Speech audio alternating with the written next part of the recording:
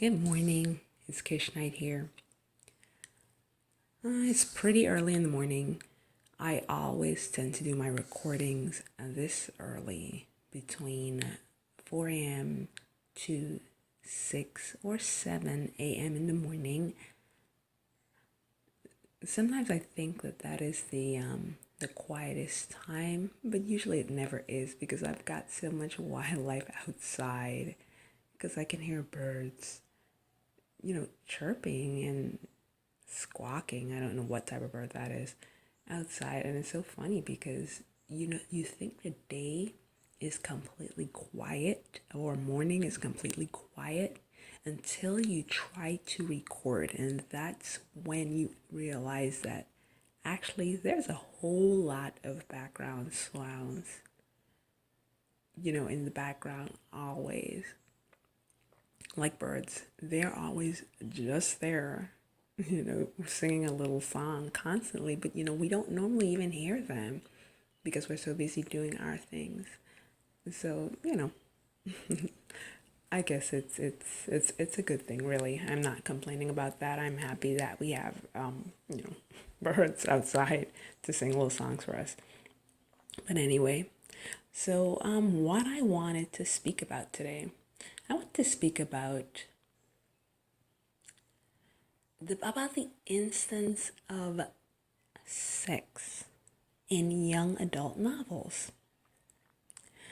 I was wondering to myself, do we see it as much these days versus when we, or maybe I, was growing up? Or do we see it more than when we were growing up, or I was growing up?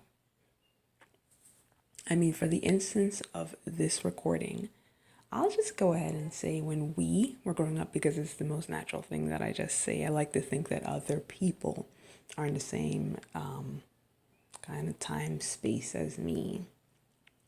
And that time space, of course, since I'm an author, that time space, can span so many different decades. That time space for me really just means books that were read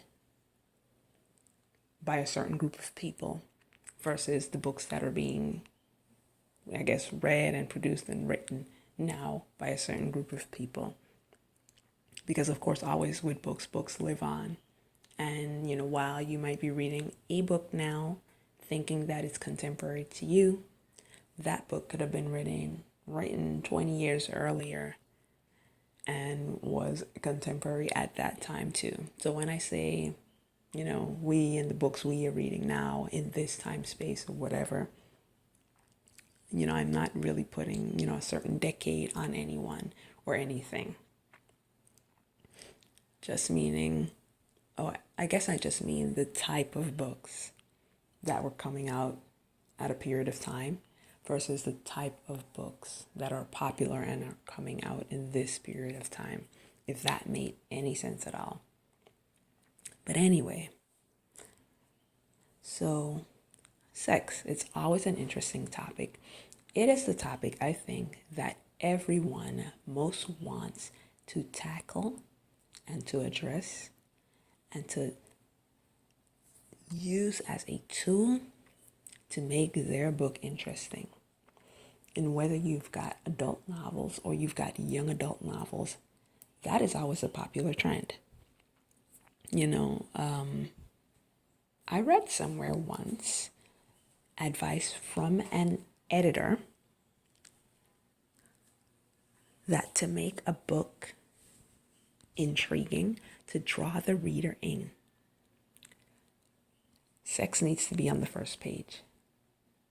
And maybe not only the first page, but it needs to be high at the top of the page. Well, they didn't mean that literally. They did not want like a literal description of a sex act. But there has to be some alluding to it because that's what makes a lot of readers read. We want to know that there is going to be a promise of some type of sexual tension in our books. before we even start to read them. As such, I'll be, the first person to admit that if I read a book and I get all the way to the end and I didn't get any sexual tension in the novel, not even the actual sex itself, but even just the sexual tension. If I get all the way to the end and I found out that, all the characters were completely platonic, then yeah, I feel cheated. That's wrong of me to feel that way, but I do feel cheated. So, I know that, that editor's comments about needing that sex in there and, right up front, I know that those comments and that statement are and is true. Because for me, I find myself gauging books like that. Do I think someone's going to get some in the book? Am I going to get some by virtue of reading this book? And that's, what makes me determine whether I'm going to read it or not. Do the characters all seem completely platonic? That's whether I want to read it or not. So in terms of YA, it's just such a curious thing to me because coming up and growing up in elementary to junior high school, I filled my brains on Christopher Pike novels. I've always said this. I put it on my blog. And, if you speak to me and you ask me about, the books that influenced me and shaped me, I always say Christopher Pike. Chris Pike was my author of choice. It's really a lot of times because of him that I grew the fascination to write as a child. Of course, once I got into college and beyond and became an adult and moved from a young adult to a grown adult, an adult, then of course there's so many others that influenced me. But as that kid,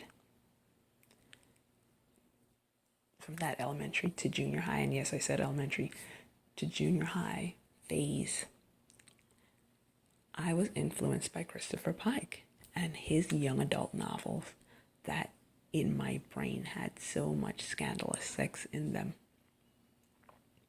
And that is what made the novels great to me. The tension, that sexual tension found in those young adult novels. And, or was it even sexual tension? Maybe not. I don't actually know.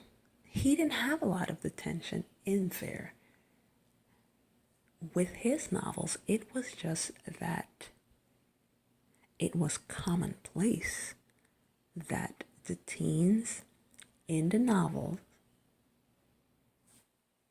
were always acknowledged to be having sex. So there was never any actual description of any acts of any type. I don't even know if I can recall a kiss. I don't think so.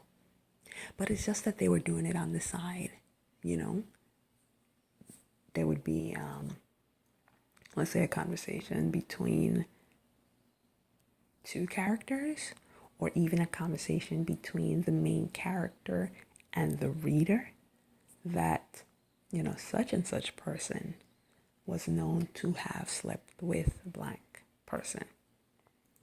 And it was just out there like that. Or, such and such person,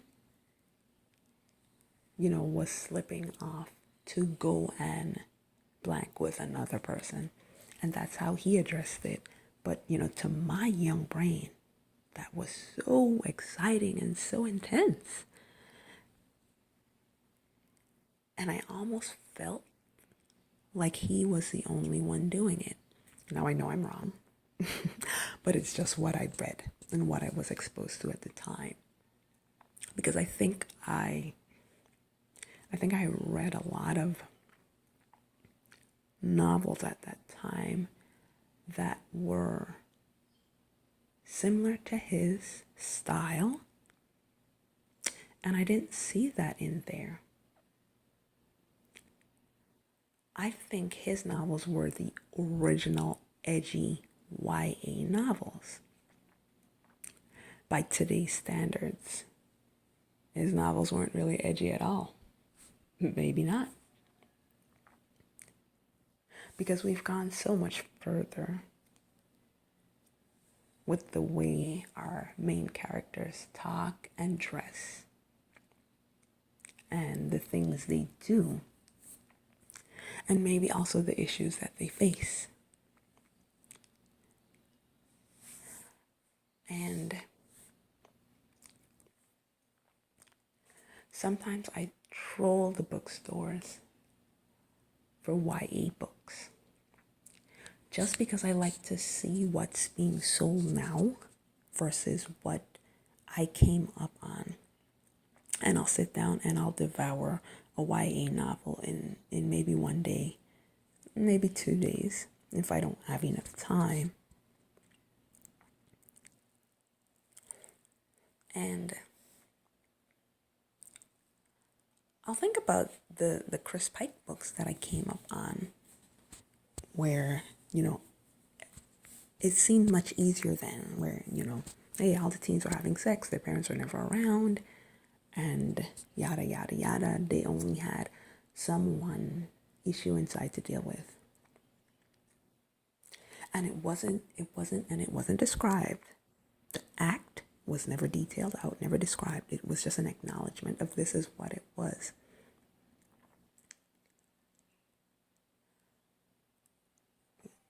Just put in there.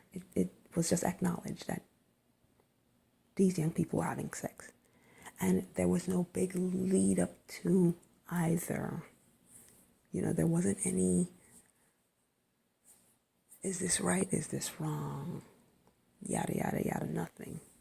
It was just, hey, I like this guy, or I like this girl, and then, we'll get it on if we get together. The whole idea was, in his novels, was, overcoming the horror, scourging the town so that we can get together. And then, of course, and by the next book, we'll be getting it on. Now, though, novels today, YA novels today, I think there's a lot of emphasis on what the act, the sex act, means to the main characters. They don't just get it on. It's about what it means to them, what it means to them to have this sex, to lose their virginities, or if they have already, engaged in the act, then for some reason it wasn't right in the past, and now this new person, it will be right with. So now it's not just background information. It is not just accepted for characters to just be having sex casually.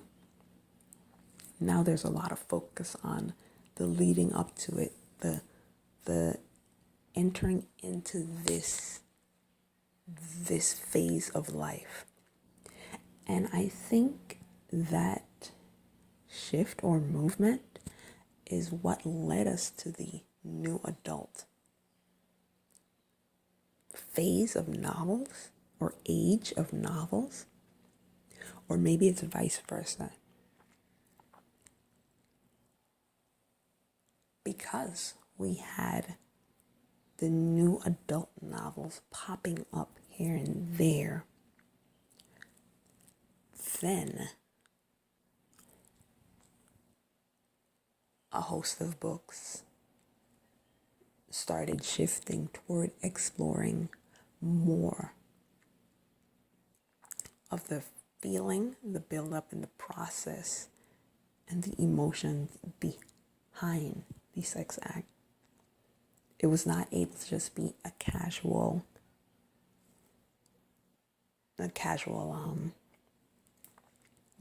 pop of information into the story. It was just not just a given in there. So I think it's good. I think it's good that we got the new adult category, and I think it's great that we got the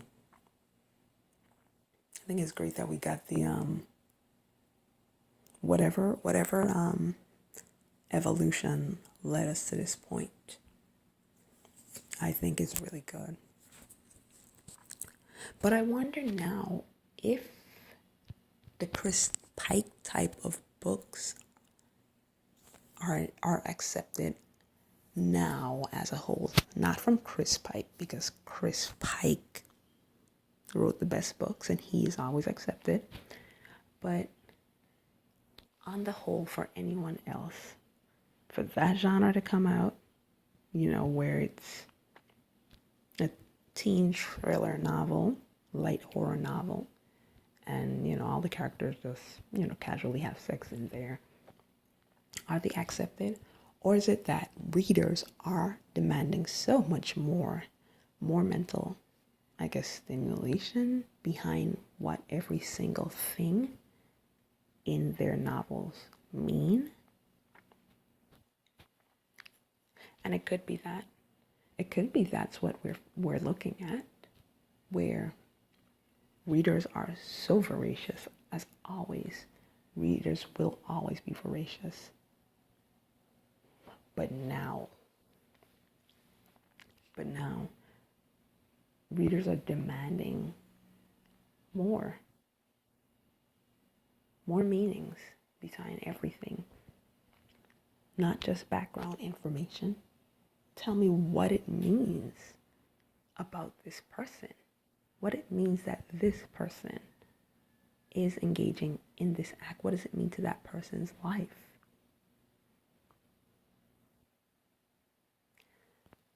Could it have something to do with the diversity movement?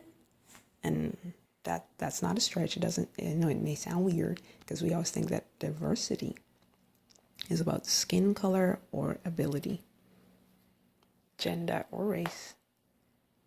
But when I say could it have something to do with the diversity movement, I mean, could it have something to do with people wanting to know more, people thinking very deeply about what they're reading, and they're not just accepting the cookie cutter characters anymore, where this person is painted as this, and also this, and that is it. There's no explanation behind what they look like, why they look like this, what's their motives for doing this, engaging in, certain acts, or doing the things they do. Maybe before we just had characters and awesome stories. We had relatable characters and awesome stories. But now, people want even more than just relatable, than just typically relatable. Let me say that. People want more than just the typically relatable and the awesome story. Now people want a diversity in thinking. If there is something that led one to a certain point where they made a certain decision, and it goes deeper than just the usual growing pains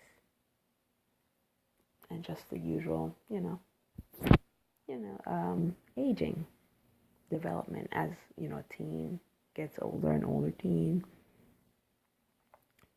they're not just having sex. Back in the day, okay, they had sex in the book and it was okay. But now we want to know the thought processes behind and the struggles that they dealt with, regardless of what race, ability, gender, or color they were. What were they thinking? How hard was it for them to get to this point? Was there any kickback or flack or drama in their lives to get to this point? It might be that. It might be that with our pushes for diversity, what we're really asking for is broader ways of thinking, broader scopes. Tell us more, take us deeper into people versus the story. Just a little random musing from me this good morning. And so funny, I don't know how a commentary on, sex in young adult novels ended up on a rant about diversity in thinking and the evolution of new adult novels, but it has. So anyway, I had a lot of fun delving into these thoughts today on this blog post. So I'm going to go ahead and sign off. I've kind of run over the time I had allotted for myself to do this post. So anyway, this is Kish Knight saying everyone have a great day and thanks for listening.